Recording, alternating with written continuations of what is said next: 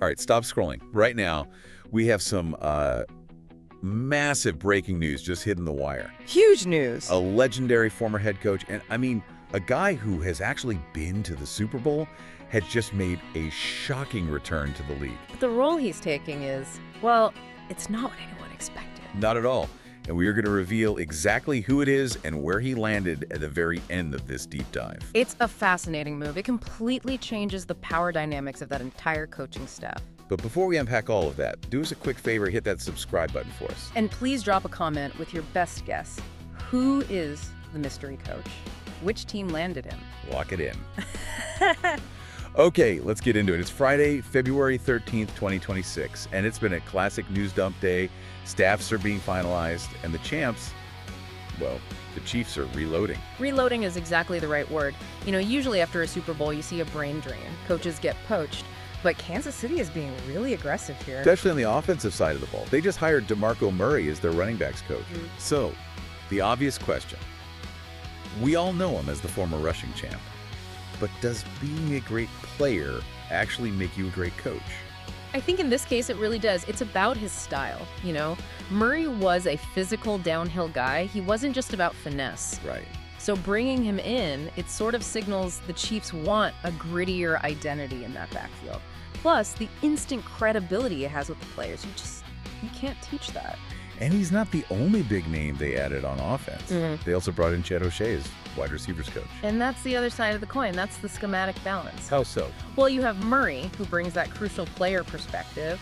And then you have O'Shea, who brings the complex, you know, Patriot-style system knowledge. He's a veteran play caller. So you're pairing those two to make sure the offense doesn't get stale. Exactly. And they rounded out the staff with guys like Terry Braden Jr. and C.J. Cox on defense, and Nate Pagan doing offensive quality control. Which, for anyone listening, that's basically the entry-level coaching job where you just live in the film room, breaking down tape for the coordinators. It's crucial grunt work, the foundation of a game plan. Exactly.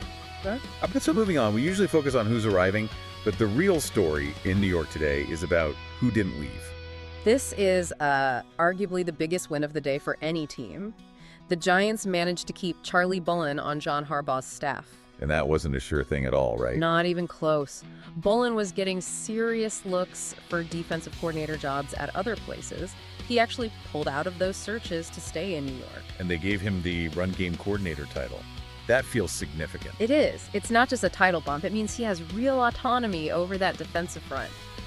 For Harbaugh to keep that kind of continuity on a defense that's already gelling, that is so rare in the modern NFL. It seems like they're building a fortress there. They also hired Donna Ponte as a senior VP of football ops. Yeah, she is a heavy hitter in administration, cap management, logistics. They're just fortifying the entire building. And we're seeing a similar theme, maybe of comfort and continuity over in Arizona. Right. The Cardinals kept Nick Rallis as their defensive coordinator under Matt LaFleur. There was some chatter Rallis might jump, but he's staying put. And they brought in Michael Gobriel as special teams coordinator. That's a reunion, isn't it? It is. Gobriel and LaFleur were together with the Jets. I mean, when you're a head coach, you want guys who already speak your language. It just saves so much time. Okay, let's hit a few quick ones before the big reveal.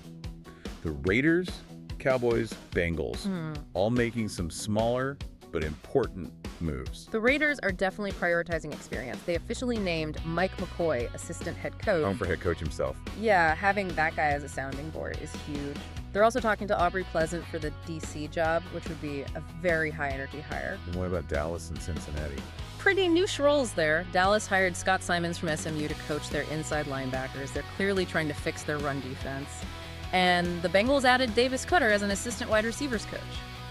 It's that time of year, you know? Yeah. You're just filling the specific cracks. Okay, we promised it at the top. The news everyone's been whispering about. The Buffalo Bills made a hire today that feels surprisingly old school. They certainly did. The Buffalo Bills have hired John Fox. John Fox, wow.